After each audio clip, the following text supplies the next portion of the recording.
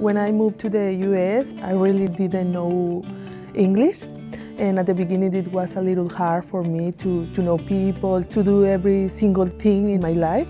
I had a friend and he told me about Lakeshore and I can take English classes. I am working with another schools in Mexico for transfer my credentials.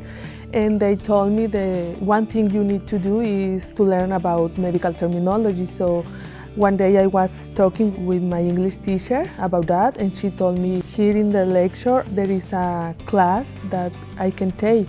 It is being really helpful for me for preparing myself for my next step in my nursing career. I want they know they don't have to feel shy or nervous, because at the beginning it's obviously that we don't know this language, but here in the Lakeshore they are really kind and friendly with you, and you will be okay and you will learn a lot and you will make a lot of friends.